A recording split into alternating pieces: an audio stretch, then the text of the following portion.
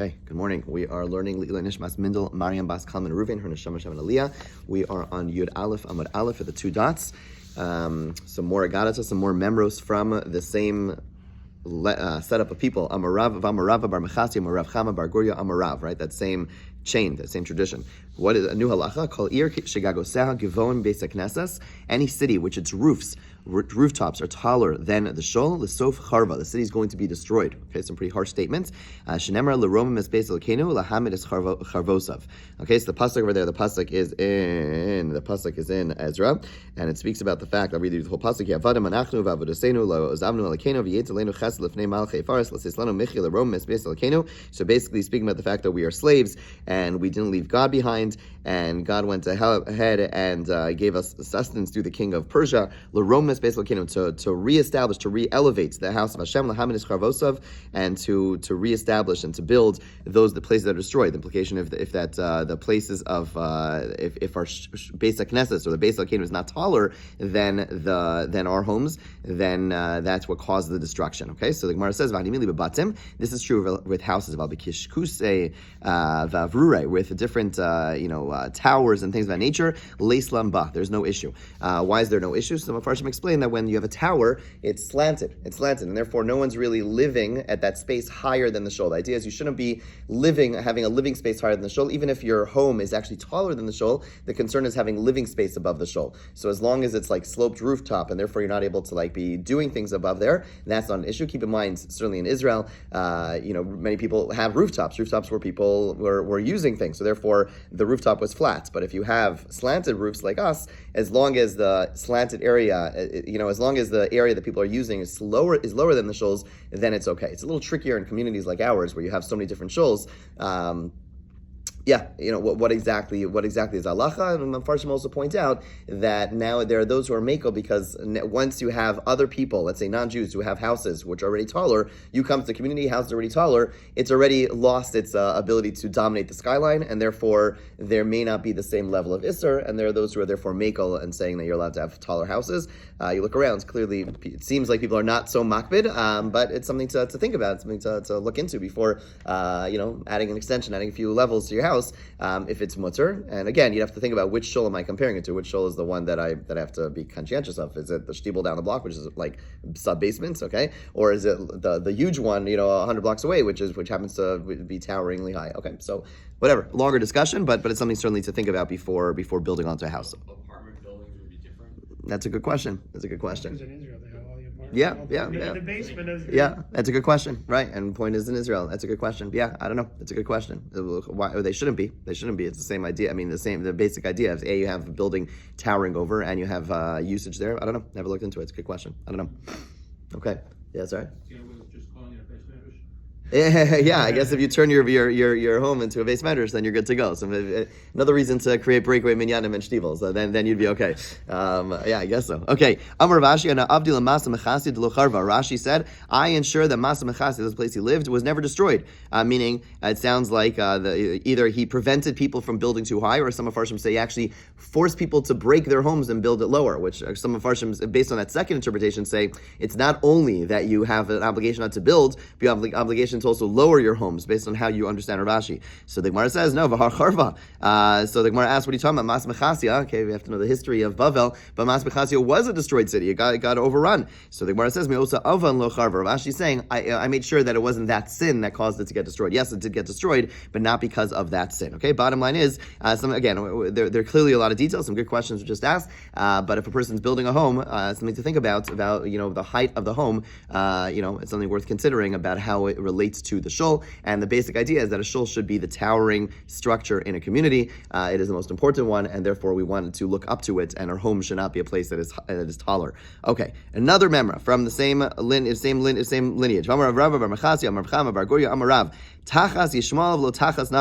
If you have a choice, so to speak, between being a slave, working for someone from Yishmael or a regular non-Jew, better to go under Yishmael. Yishmael and Nachri over here, the Mefarshim explain, this is a reference to the people from Edom. Okay, sometimes they would just use a generic term because they wouldn't want to offend anyone, but it would seem like the many of the Mefarshim understand, as Rashi explains, that the Edomim the Domim, and presumably the descendants of the Domim, are much more, and whether we're talking the physical descendants or the spiritual descendants, sometimes there's a reference to the Christians of the time. It's hard to know. There's a lot of euphemisms and a lot of censorship going on in the Gemara, so it's sometimes hard to know exactly who they're referring to. It's clear they're not referring to all Nachrim. They're choosing between one nation and another and saying Yishmael, better to be under Yishmael than to be under other nations. It's interesting historically what was actually better for us. Throughout history, we had certainly subjugation of the Christians, subjugation under Islam.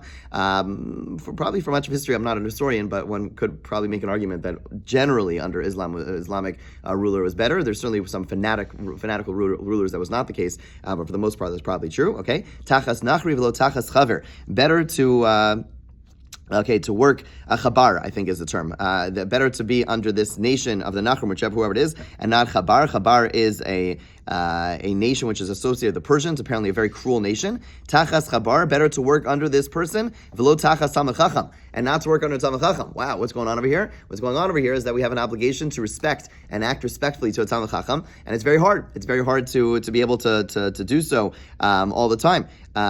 Person, if you're working for someone, it's very easy. You can't always make the boss happy, and there are times you're gonna infringe on the boss's kavod, etc. And so maybe not physically you're going to be working for the chabar. He might beat you over the head, but working with the talmid chacham, you're going to get punished spiritually. Okay, and the last one, tachas talmid chacham v'lo tachas yasam almana. Better to work under talmid chacham than to work for a widow or a orphan. Why? The Mefarshim explain, and we saw this a few weeks ago in Parshat Mishpatim, that God looks out for them more than anyone else. And therefore, if you're working for them, and again, there's this concern, you're going to offend, you're going to hurt, and if they're going to cry, God listens to their cries far faster than anyone else's, and therefore it's critical that we, so again, what's this practically speaking? It doesn't necessarily mean, are we talking about people who are necessarily being slaves? No, it's talking about the sensitivity we need and the caution we need working for these different, interacting with these different groups. You have choices between different non-Jewish groups to recognize, not everyone's made the same. Recognize who you're interacting with, and then when it comes to talmid chacham and to Yasam Almana, it reminds us of the importance of how we treat people. We don't treat everyone the same. We have to have a certain different sensitivities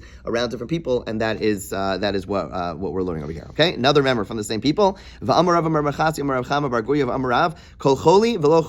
Every sickness, ailment, but not the ailment of the stomach. Okay, that was seen as very, very dangerous. Kol ke'ev, any pain, v'lo ke'ev lev, and not heart pain. Kol mechush, any hurt, v'lo mechush rosh, and not like a headache. Kol ra, okay, all evil, v'lo isha ra, not a bad wife. Okay, so the Meiri explains, and the Mefarshim, and I'm going to, perhaps somebody could accuse me for being a little bit liberal on my read over here, but the idea is that every evil, you could say goodbye to that evil, right? You have a bad boss, okay, you go home at the end of the day. You have a bad car, you walk away from your, whatever, you're not in your car all day. But a spouse, I don't know if it's necessarily, so again, you could accuse me of reading this too liberally, but I don't know if it means Isha as opposed to Ish. The Gemara is speaking to men. Those are people learning this Gemara, but I think it would be safe to say that it goes both ways. That the basic idea is that, all evils you could walk away from. A person has a spouse, whether husband or wife, that is bad. You're stuck with that. You're with that all the time, and that's something which is, there is no escape, so to speak. You're always coming home to that, and therefore, to recognize that out of all things you want to make sure are not ra, are not bad, are not going to. It's certainly a spouse because of the fact that that's something which is around you all the time. Okay, Amar Vamar Rava. Let's another Gemara from the same people. Vamar Rava Bar Mechasim Rav Chama Bar Goya Amar Rav. Im you call yamim dio. If all the days were ink. Okay, ve'agamim kulmasim, and all the swamps were pens or quills. V'shamayim yirios, and the heavens were like the pages. Okay, v'chol b'nei adam lavlarin, and all the people in the world were scribes. Okay, quite a poetic introduction, right? Okay, so if all that was should I say we've called it yamim? If I meant to call it yamim, all the seas, if all the seas were ink, right, and all the agamim, all the swamps, all the what are they called?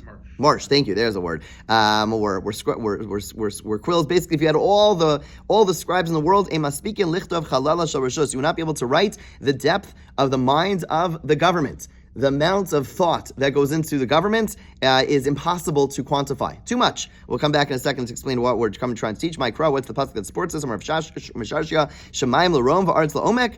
Pasuk says that the heavens are the greatest heights, and the earth is so deep. V'lei malachim and cheker, and juxtaposing that to the hearts of the king, there is no investigation. There's no way of understanding fully. So, what is the Gemara trying to teach us? The three different ways of understanding this. The Meiri says you got to daven for them. Recognize how much. First of all, all, you should not be jumping to conclusions. You see the government making decisions, and you have to recognize there's so much that goes into any decision they make. Whatever. You pick any decision that a government makes. We could be flippant, or we could recognize that there's so many layers to every decision. It's so complicated, so complex.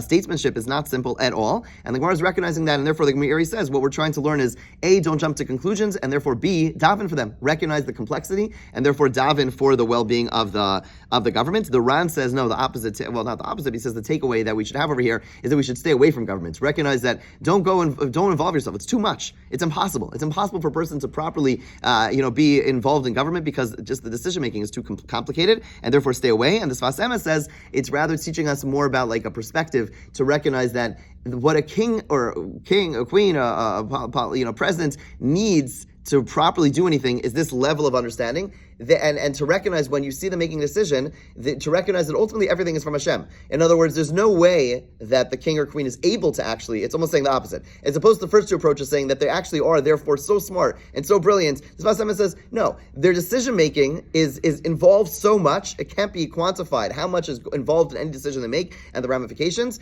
and therefore recognize that when they're doing anything, there's no way it's coming out just from them.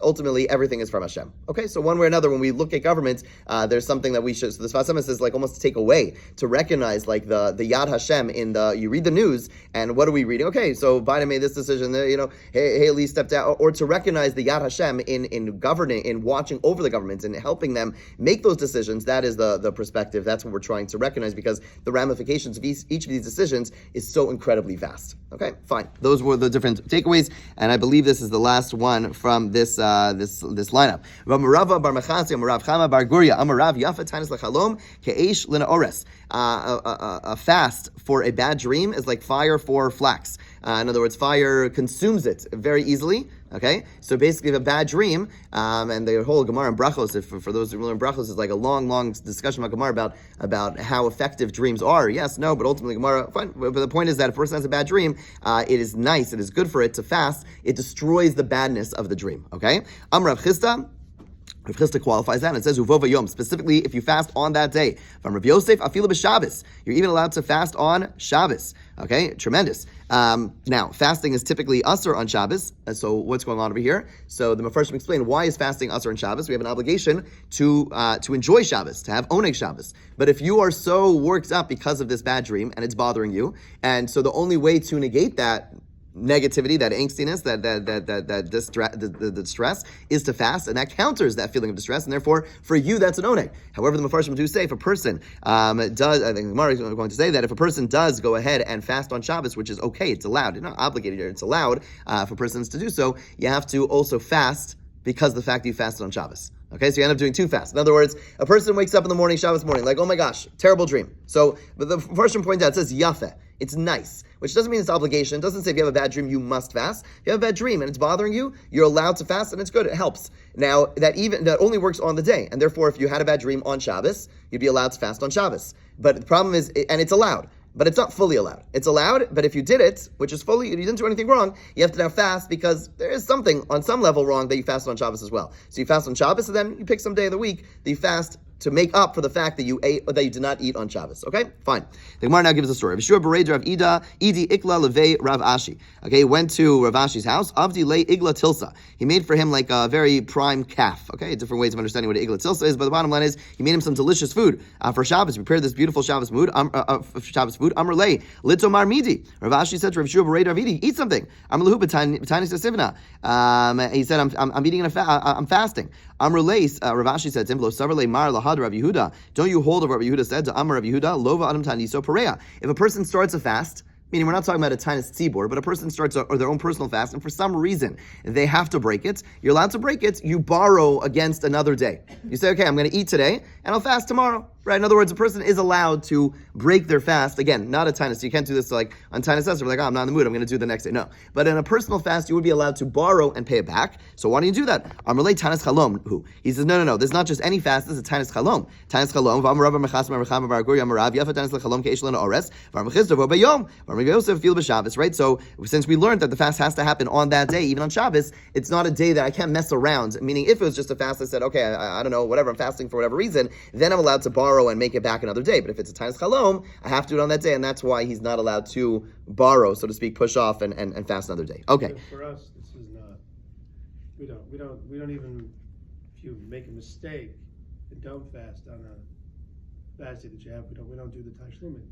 There's some discussion. Typically, we don't. Worth asking a shaila. Depends on the scenario. But in this case, we definitely don't do voluntary fasts at this point, really. yeah, some people do. I'm not. I mean, On Shabbos, we would allow it. If you woke up in the morning, if you don't have everybody, if a person woke up in the morning and they had, again, some people, it's hard for me to relate to. I'm not like, it's not my, but if someone wakes up and they have this terrible dream and it's consuming them, yeah, 100% mutter to fast.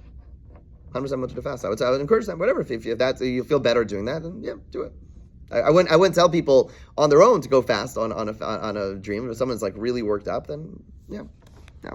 Okay, so says the Gemara that, okay, we're going back to the Mishnah. If you recall, the Mishnah started out by saying that a person does not have to interrupt. They started these things, they don't interrupt, all the different things. If you started, you don't stop for davening. You don't stop for davening. And then at the end of the Mishnah added one line. It said, if you started, you don't stop. But you do stop for Shema.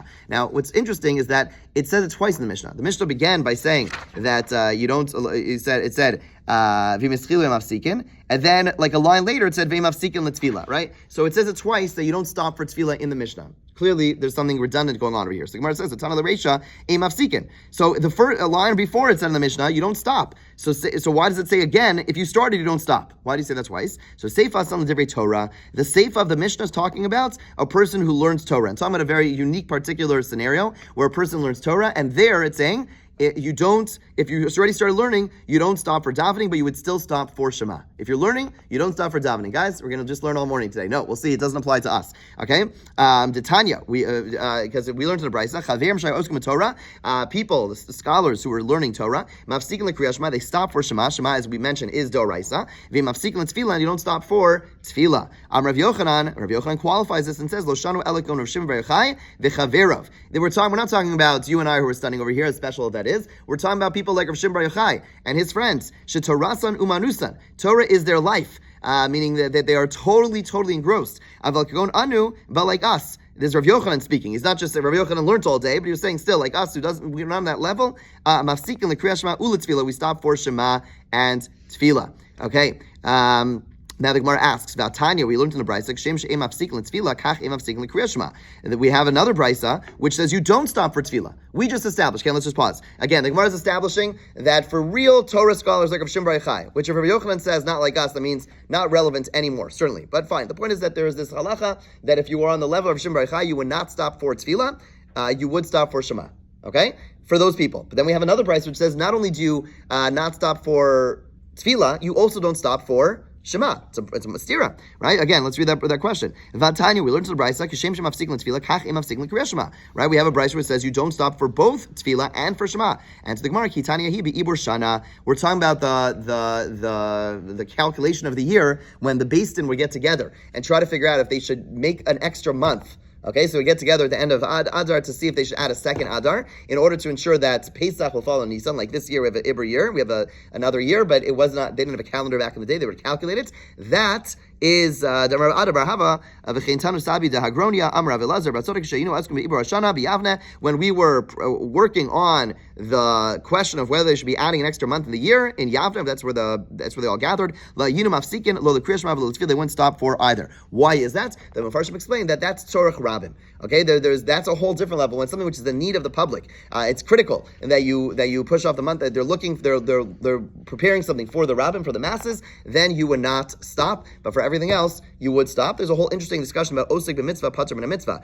Typically, if a person is busy with the mitzvah, let's say a person is doing something which is a mitzvah, you don't stop for another mitzvah. So why, when it comes to Torah, do we say that you and I, if we're studying right now at 6:45 and earlier, we're going to stop? Right? Why should that be? Osik mitzvah, let's keep on going. If you're busy doing one mitzvah, you don't have to stop to do another mitzvah. The Mefarshim say that that's true for all mitzvahs except for Talmud Torah. When it comes to Talmud Torah, the whole function of Talmud Torah is to bring us to action. And therefore, whereas it's true if you're doing another mitzvah that, you can't do another thing at the same time, you would say, okay, keep on doing the mitzvah, even if it prevents me from davening, and that would be the halacha. Okay, it could come up in some certain scenarios. But when it comes to things which, Talmud Torah, specifically you're learning Torah for the sake of for the sake of for the sake of you're learning Torah, for the sake of doing mitzvos, that regular mitzvah, osik mitzvah, pater mitzvah does not apply. I would just point out, like, this idea of working for the rabbin, osik mitzvah. I remember, I think it was, I was told that Dr. David Pelkovitz was once visiting Lakewood, and they had like a meeting. This is like way early when they were just like starting to get involved in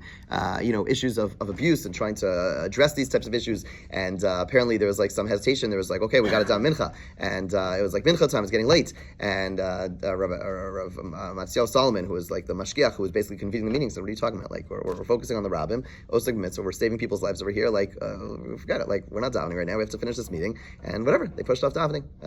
This comes up. This comes up in settings where people are focusing on helping others. Then yeah, there's idea of osig mitzvah, pater mitzvah, and in theory, you'd be exempt from doing that other mitzvah at that time, and which would be the appropriate thing to do. Okay, whatever. It comes up in certain scenarios. Okay, let's just read this Mishnah and then we'll stop over here. New Mishnah, Lo Yetze, and now we'll understand why we started that Mishnah on Tess. If you recall, we had that Mishnah about a person not sitting down to the barber before davening. Now it's really just an introduction to this next Mishnah, which talks about, there it spoke about things you have to be cautious about before you, that you might get too involved and you're going to lead you to missing davening. Here we're going to talk about things which a person shouldn't do because it's going to cause them to be Mechal Shabbos. Again, also a discussion about things that shouldn't be done in order to prevent you from doing something that should not be done. So the Mishnah says, a tailor should not go out with his needle, before dark. What does before dark mean? A half hour before dark. If there's no Erev, not only can you not go out when it's dark, a half hour before you should not be going out. Not so well known. Shema yishkach v'yetze, he might forget and continue going out. Lo lavlo b'kol maso, not a scribe with his quill. V'lo yifalas kelev. Okay, that's one set of halachos. V'lo yifalas kelev. A person now on Shabbos should not be looking at should not be delousing their clothes. Back in the day, lice was far more common. A person would look at their clothes to take off the lice. You shouldn't do so. Nor should you read by the light of a candle. Reading things by the light of a candle, there's a concern that you might adjust the candle, right? In other words, a candle could be adjusted. You could add more light, etc. You have to be careful not to do any of those things to prevent you from messing with the candle. We'll talk about that. Are you allowed to read nowadays by your Shabbos candles? Yes, no? We'll come back to that, but that's a real question. Be'emes amru, they said in truth. First, we explain when they said in truth, that means either talach l'mosh Sinai, or what it means in this context, it seems, it means like it's something which no one debates. Hechazin roa hechan tinokos koren, aval hu lo yikra. That the person in charge of the shul is allowed to look over the shoulders of the children who are learning, but he himself shouldn't read. Different ways of understanding this. Some say basically means he's allowed to glance, he's not allowed to look deeply. Like, in other words, if they're reading from a scroll, the children are allowed to read by a light. They're not going to mess around with the light because, as we'll see, they're afraid of their teacher. So if you're in the setting of like the person in charge, you're not going to do it. And the chazan, the one who's in charge of them, he's allowed to just like show them the place, or that's the approach we'll go with, but he's not allowed to read fully himself. Kayotzebo, another example of precautions. Lo yochel azav v'mazava mibnei hergel avera. Azav and azava are people who have certain types of tumah. They should not be eating together unless they have some form of a heker, some form of a reminder, because ultimately it could cause them, because the fact that they're together, meaning there's a husband and wife, but they're both tameh, and they're not allowed to be together, they're not allowed to be intimate when they're tameh. They should not be eating together without some form of a heker, some form of reminder, in order to prevent them from ultimately becoming too intimate, too close, and cause them to actually have intercourse, which would be forbidden. Okay, so those are all just different precautions. I think Mara's going to unpack this, God willing, tomorrow. Have a great day.